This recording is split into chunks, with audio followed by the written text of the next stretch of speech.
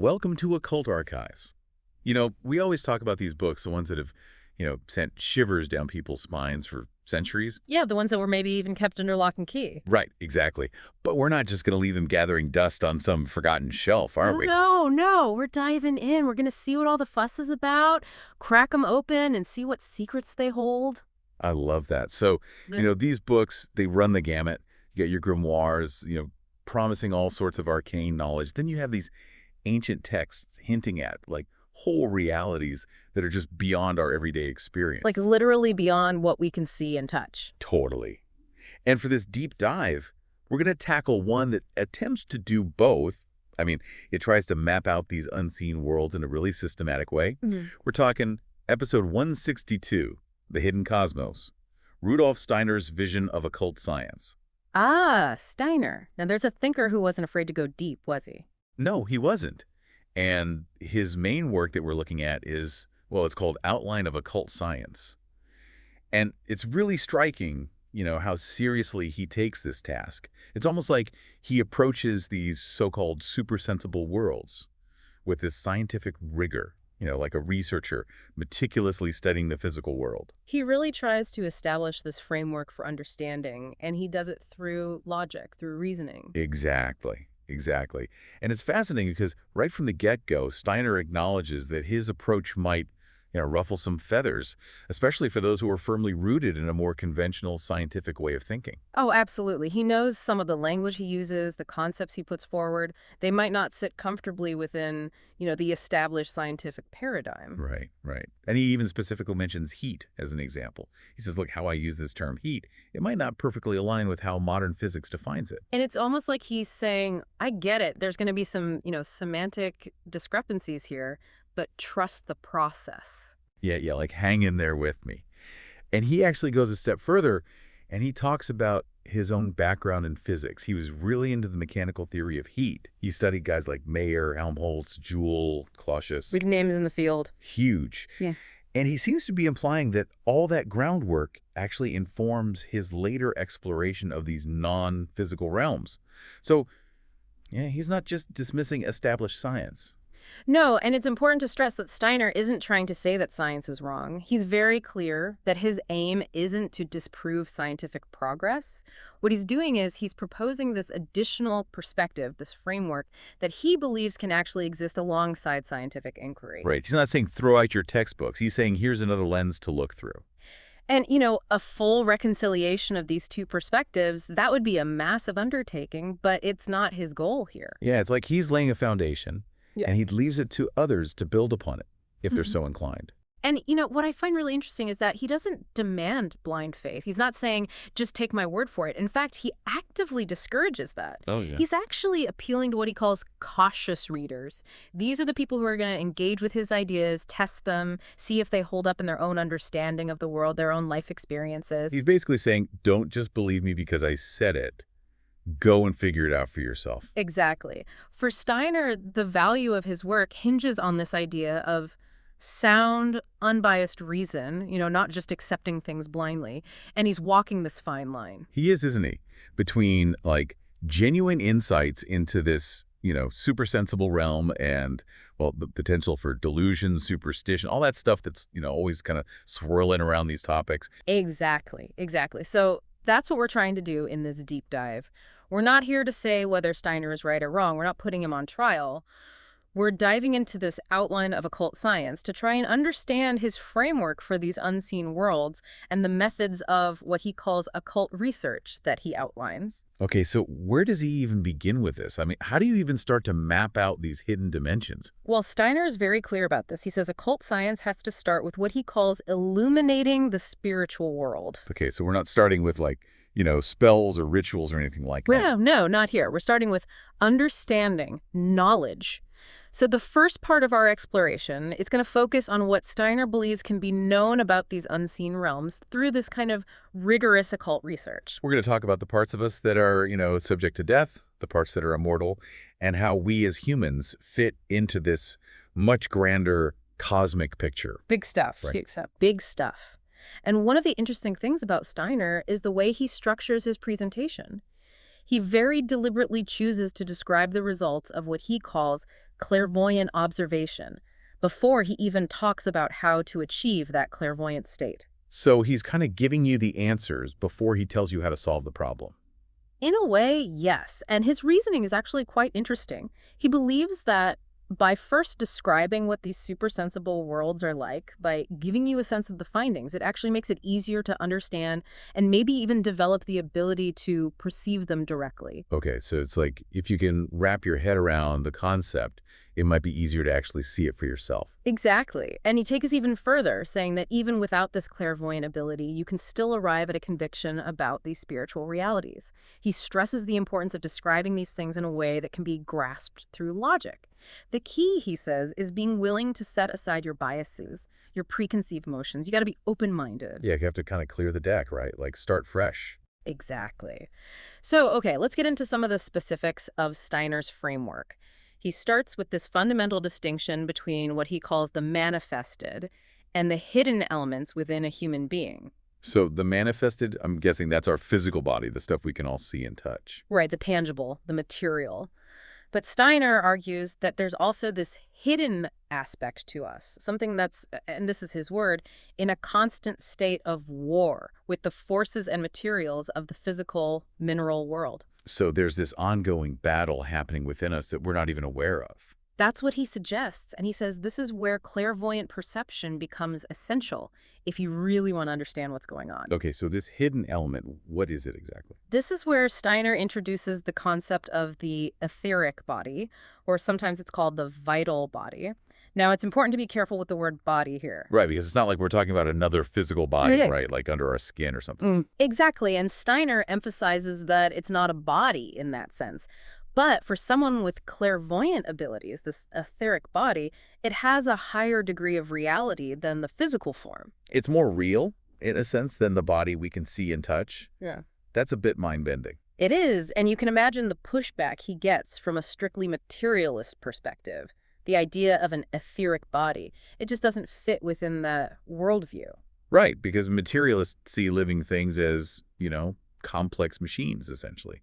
They're made up of the same stuff as non-living matter. There's no need for this extra invisible, vital body. And Steiner is aware of this argument. He even brings up the older scientific concept of the vital force. Oh, yeah, right. That was the idea that there was something special about living organisms, something more than just physics and chemistry. Exactly. It was an attempt to explain why living things are, well, alive and not just lumps of matter. But as science advanced, especially in fields like biochemistry, the vital force kind of fell out of favor, didn't it? It did. Scientists started to find purely physical and chemical explanations for the processes of life. So where does Steiner fit in with all of this? Well, he's aware of this history, but he's saying that his concept of the etheric body is distinct from that older idea of vital force. He sees it as something more substantial, more foundational. So what is it then? What does the etheric body actually do? He describes it as like the architect of the physical body. It interpenetrates the physical body completely and acts as this underlying blueprint, this template that maintains the structure and shape of our organs. Okay, so think of it like this. Steiner's saying there's an etheric heart and the etheric brain, and these exist within and inform the shape of our physical heart and brain. Precisely. And the key difference, he says, is that in the etheric realm, all these parts are in constant dynamic motion. They're interconnected. It's not like the physical body where everything's separated, heart, lungs, brain, all doing their own thing. So this etheric blueprint, it's this living dynamic system that's constantly interacting and influencing our physical form. I mean, that's a pretty different way of thinking about our bodies. It is, and it has implications for how we think about, for example, memory. Steiner actually tackles this head on. He says that what we see as memory in animals, like a dog recognizing its owner, it's not really true memory in the human sense. Okay, so what is it then? He sees it more as a kind of feeling of familiarity, a conditioned response. Like the dog associates the owner with positive experiences, and so it gets happy. Okay, so it's not really remembering the past consciously, it's more of an instinctual reaction. Right. But Steiner says that true human recollection, it's different. It involves this conscious bringing back of past experiences. It's like saying, I remember being there, doing that. It's not just a feeling, it's an active process. So he's saying there's more to memory than just, chemical reactions in the brain or Yeah. conditioned responses. There's a spiritual element to it. Exactly. And this brings us to the broader point that for Steiner, The human being is more than just a physical body and an etheric body. Hmm. He brings in this whole spiritual framework. He says that spirit itself enters into what he calls the consciousness soul. Okay, so now we're getting into the really deep stuff. Yeah. What exactly does he mean by spirit? Well, he explains that our ego, our I, through its work on the soul, can actually gain mastery over its more basic, instinctive nature. And this isn't something that just happens passively. It takes effort. It takes conscious self-development. It's like we have to actively work to elevate ourselves. Exactly. And he says this process of mastery leads to higher stages of being and unlocks potentials that were previously hidden. And this is where he introduces the concepts of spirit self and life spirit, right? Right. So the spirit self, which Steiner connects to the Eastern idea of manas, is essentially the ego consciously taking hold of and transforming the astral body, which is our realm of feelings, emotions, and desires. And he says it does this by connecting to a deeper well of wisdom, a wisdom that's hidden within. So it's like instead of being ruled by our emotions, we become the master of them. Yes, exactly. And the life spirit is the etheric body, that life force body. But it's been progressively shaped and refined by the ego through things like intellectual development, the purification of our feelings, and our conscious acts of will. So both involve this refining process, but the spirit self is more about mastering our inner emotional world, while the life spirit is about transforming those base life forces into something higher. That's a great way to put it. And Steiner also points out that powerful religious or spiritual experiences, they can leave a lasting imprint on the etheric body. They actually contribute to the formation of the life spirit. Okay, so both the spirit self and life spirit, they develop naturally throughout life. But Steiner also talks about initiation. What's the difference? Right. He sees the experiences of everyday life as contributing to a kind of unconscious development of these higher aspects of ourselves. But initiation is different. It's a deliberate path guided by occult science. And it uses specific methods and practices to work on the spirit self and life spirit intentionally. It's like instead of just letting things unfold naturally, you're actively shaping your own spiritual evolution. Precisely. And underlying all of this is Steiner's fundamental assertion that spirit is actively at work within us and that this spiritual essence, it's eternal. It's not subject to death like the physical body. Okay, so we've got these different parts of ourselves, these principles, and he has this interesting way of describing their relationship. Yeah, he uses an analogy. He compares the 7 principles of man to the 7 colors of light and the 7 notes of a musical scale. So 7 again.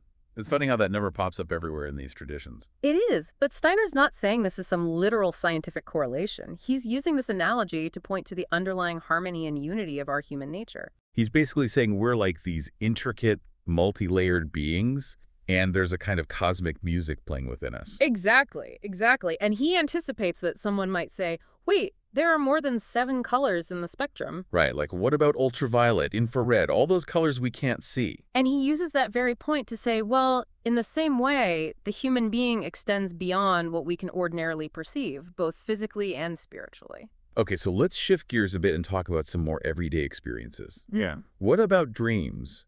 How does Steiner explain those within this framework? He sees dreams as arising from the astral body, separating from the physical senses during sleep. Okay, so the astral body, that's the part of us connected to emotions, feelings, sensory experiences. Right, exactly. And when it's no longer anchored by those physical senses, it kind of goes off on its own. And the images and experiences it creates, well, they can get pretty weird. We've all had those bizarre dreams, right?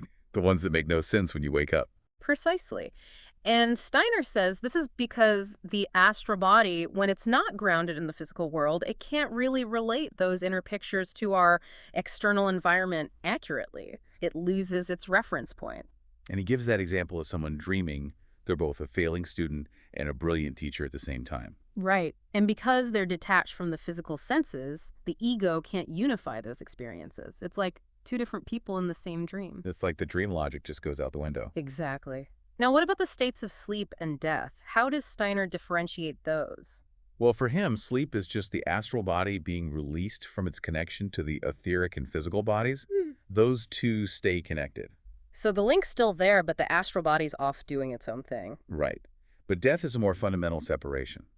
The physical body is completely detached from the etheric body, and the physical body, of course, begins to disintegrate. And what about the etheric body at the moment of death? Okay, so Steiner says that at death, The etheric body is actually united with the astral body, but without the physical body. So it's like a reunion, but without the physical anchor. Right. And he says this separation, it's not instantaneous. The etheric and astral bodies, they're connected for a few days. Held together by a kind of life force, right? Yeah. Yes. The same force that helped release the etheric body from the physical body at death. And during this time, there's this kind of review process, a reliving of the life just lived. So you're essentially looking back at your life through the lens of the astral body. Interesting. Very interesting. And eventually, the astral body separates from the etheric body and continues its journey on its own. And Steiner says that everything the astral body has made its own during its time connected to the physical body, all of that goes with it. So it's not starting from scratch. It's taking its experiences with it. Right. This includes the developed aspects of the spirit self, life spirit, and spirit man. The stuff we were talking about earlier, those higher principles. Exactly. And these principles, because they're tied to the enduring ego, they don't need the physical organs to continue existing or perceiving. Which begs the question, if we're developing these higher spiritual aspects during life, why don't we perceive them when we're sleeping? It's a good question. And Steiner's answer is that throughout our earthly life, our ego is very much tied to the physical body. Even when the astral body is off on its nightly adventures during sleep, the ego is still holding on to that connection. It's like a tether, keeping it anchored to the physical world. Exactly. And because of that, the ego mainly focuses on the physical world and its sensory experiences. It's not really open to those deeper spiritual revelations. So it's only at death, when the ego is free from those physical and etheric ties, that it can fully access those insights. That's the idea. But Steiner also says that the connection to the physical world doesn't just disappear instantly at death. There's a kind of lingering effect. Why is that? Well, he explains that certain desires persist. Desires that are rooted in the ego's sense of self as a separate being, and desires that are tied to the experiences of the physical, etheric, and astral bodies. Okay, so like the basic need for food, that goes away when the physical body is gone. Right. But other desires, the ones that the ego has developed through its attachment to physical pleasures and experiences, those can linger. Because those desires don't have a direct equivalent in the spiritual world. Exactly. And this leads to what Steiner calls the purification process that happens after death. Okay, what does that involve? It's essentially a reliving of past deeds, but not from the perspective of the person who did them. It's from the perspective of those who were affected by those actions. So if you caused someone pain, you would experience that pain as they felt it. That's the idea. And Steiner says that this experience of pain comes from those lingering desires that were tied to the physical world. It's like a cosmic reminder that indulging in those purely physical desires ultimately hurts us on a deeper level. Right. And after this purification, a new state of consciousness starts to emerge. So what happens then? Well, before death, the ego's main way of experiencing the world was through those outer senses. But now, it's like that process reverses. A spiritual world starts to flow into the ego from within. It's like the senses are turned inward. Exactly. And Snyder says the spiritual world is actually always present. It's just that during our earthly life, our perception is filtered through those physical senses, so we don't really experience it directly. It's like we're surrounded by this spiritual reality, but we're mostly oblivious to it. That's the idea. So once the ego is freed from those sensory ties at death, it starts to experience the spiritual world more fully. And what's it like? What does the ego encounter in this realm? Well, Steiner says the ego turns inward towards what he calls its holy of holies. That's a powerful image. It is.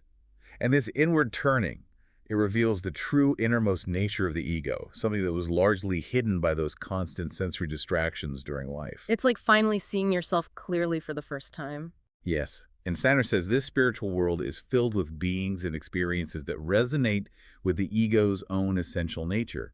It's like a seed finding fertile ground to grow in. So it's not just an empty void. It's a vibrant world that's actually perfectly suited to the ego's development. Right. And Steiner uses the analogy of a plant seed, containing the potential for the entire plant, but needing the right environment to unfold. So the ego finds itself in this environment that allows it to blossom, in a sense. Exactly. And he does acknowledge that occult science can only describe this spirit world using pictures and symbols. Yeah. But he stresses that these aren't just metaphors. The clairvoyant perception, they're real. Okay, so how does he describe this spiritual environment? What's it like? Well, he draws some parallels to our familiar sensory world. So like in the physical world, when an object interacts with our eyes and light, we see color. In the spirit world, when a spiritual being acts upon the ego, it perceives that as a spiritual color. So it's a world of color, but not color as we normally understand it. Right. It's a direct experience of the influence of spiritual beings. And sound also plays a role in this spiritual realm. Yes, Steiner says sound is actually the closest analogy we have to those spiritual experiences. As we become more attuned to this realm, we start to experience it as a life of self-initiated movement, like the sounds and harmonies we perceive in the physical world. But instead of hearing sounds coming from outside, it's more like feeling forces emanating from our own ego and the egos of other spiritual beings. Exactly. It's a much more direct and internal experience of sound. And Steiner mentions different regions or levels within the spirit world, right? Yes, he talks about several regions. The third region, that's where the feelings and passions we experienced in the physical world still linger. Then there's the fourth region, where our creative impulses and our desire to shape our environment manifest. And the fifth region, he compares that to light. It's the realm of wisdom, where beings radiate wisdom like the sun radiates light. It sounds incredibly complex and layered. It is. And he mentions that there are even higher regions beyond those, but he'll get into those later. So after this period of activity in the spirit world, what happens to the ego in preparation for its next earthly life? Well, Steiner says that the spirit world acts on the ego in a way that restructures and prepares it for its next incarnation. The ego starts to gather the blueprint for a new astral body, one that can then inhabit a physical and etheric body in its next life. And this new astral body, it carries with it the lessons learned and the results of the previous life's experiences. Exactly. So it's not like we start each life with a blank slate. We're building on the foundation of our past lives. And there's a period of unconsciousness before we're born again, right? Yes, a kind of transition period while the new physical body is being formed. Which brings us to karma. How does Steiner explain this idea of cause and effect across lifetimes? He calls karma the fundamental law that connects our earlier and later existences. So it's not just some mystical concept, it's a law of the spiritual world. Right. And he gives the example of someone who caused pain in a past life. After death, they would experience that same pain in the spirit world. And when they're born again, they might have to experience something similar to make amends, to balance the scales. So our actions have consequences that ripple across lifetimes. Exactly. And Steiner says that the ego isn't just passively subject to this law of karma. It actually plays a role in shaping the world between lives. So what do we do during that time? He says we collaborate with higher beings to transform the earth, to make it suitable for our next incarnation. We're actually influencing the conditions of our future life. We're kind of like cosmic gardeners. In a way, yes. And he even suggests that the forces that drive change in the physical world, they actually originate, at least in part, from the activities of those who have passed away. So there's this hidden connection between the living and the dead. That's the idea. And this perspective really contrasts with how conventional science explains things. Right. Science tends to look at things like sunlight, geology, climate change. But Steiner says clairvoyant perception sees something more. It sees the influence of the departed at work in the rays of the sun, and even influencing plant growth. So we're not just focused on our own development in the spirit world, we're actively working on the world itself. Exactly. And this brings in the whole idea of spiritual causality. Steiner contrasts this with the scientific view, which looks at things in terms of physical cause and effect. So, for example, science might explain someone's personality in terms of genes and environment. But Steiner says, no, there's something more. Something within the individual, their accumulated karma, their stage of spiritual development that plays a role in shaping their life. He uses the analogy of a watch. You need a watchmaker to design and assemble a watch. It doesn't just come together randomly. Right, so there's this intelligence behind the unfolding of our lives. Exactly. What about inherited traits? How do those fit into this? Steiner says that when the spirit soul enters a new physical body, it draws on the stream of heredity. So that's where our physical characteristics come from. Right. But he stresses that this only accounts for the body itself. It doesn't explain the individual essence of the soul, its unique potential. So you might inherit your father's nose, but your soul, your spiritual being, that comes from somewhere else entirely. Exactly. Now, Steiner knows people might say, wait, aren't you just using these spiritual explanations to fill in the gaps where science doesn't have answers yet? It's a fair question. It is. Yeah. And Steiner's response is that for those who have actually developed clairvoyant perception, these aren't just theories, they're experienced facts. So it's not about belief, it's about direct perception. Right. And even for those who don't have those abilities yet, Steiner says that considering these ideas can actually open up new inner experiences. It's like expanding your framework of reality. Exactly.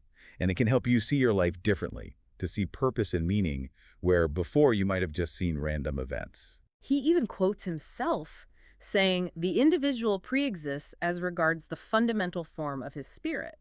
But he acknowledges that this alone doesn't fully explain our connection to our specific earthly circumstances. Right. It doesn't explain why we're born into a certain family in a certain place at a certain time. And for Steiner, the answer lies in the understanding of repeated lives. It's the idea that we've lived many lives before, and the experiences of those lives, they shape our present life and our connection to our environment. It's like we're weaving a tapestry across lifetimes, and each life is a thread in that larger pattern. Beautiful analogy. And this idea of repeated lives, it has implications for health as well. Right. Steiner suggests that disharmony in the physical body, disease, it often has its roots in the astral body, in our desires and tendencies. So it's not just about physical causes. Our inner state can manifest as physical illness. Exactly. And these imbalances, they might not even fully play out in this life. They could carry over into a future life. Okay, so now Steiner takes us all the way back to the early stages of cosmic evolution, starting with Saturn. What was Saturn like in Steiner's vision? Well, forget the Saturn we see through telescopes. Steiner describes this primordial Saturn as made up of ethereal heat bodies.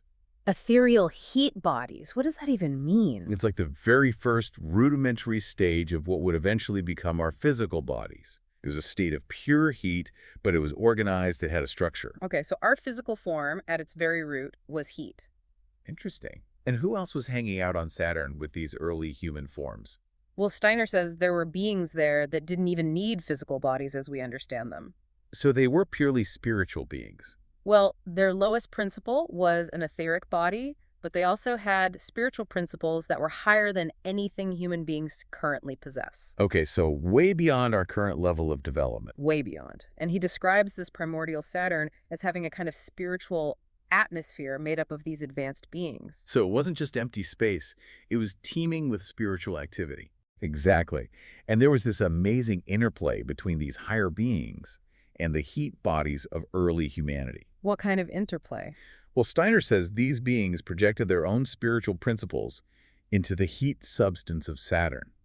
It wasn't a mirroring of their form, but a mirroring of their conditions of life, their consciousness. So it was like Saturn was reflecting their spiritual essence back into the cosmos. That's the idea. Mm-hmm. And the highest beings involved in this, they're called the Lords of Wisdom. So Saturn was like this cosmic mirror reflecting wisdom. Amazing. And this Saturn evolution, it wasn't static.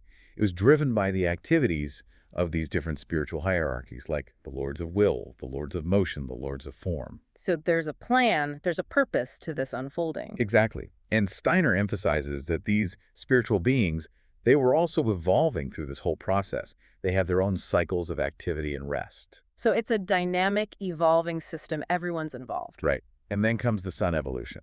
Okay, so how did that differ from Saturn? Well, it was similar in some ways, but it brought about a higher level of consciousness. The big change was the incorporation of the etheric body into the physical body. So the life force body was now integrated with the physical form. Exactly. And this process was guided by the Lords of Wisdom. So it was a step up in complexity. Yes, and other spiritual beings were also involved, refining both the physical and etheric bodies. The Lords of Motion and the Lords of Form, they played a big role. Shaping those subtle structures within the etheric body. Right. And during the Sun evolution, we see the emergence of the Lords of Personality. Lords of Personality, who are they? These were the beings who had reached their human stage during the Saturn evolution. And during the Sun evolution, they ascended.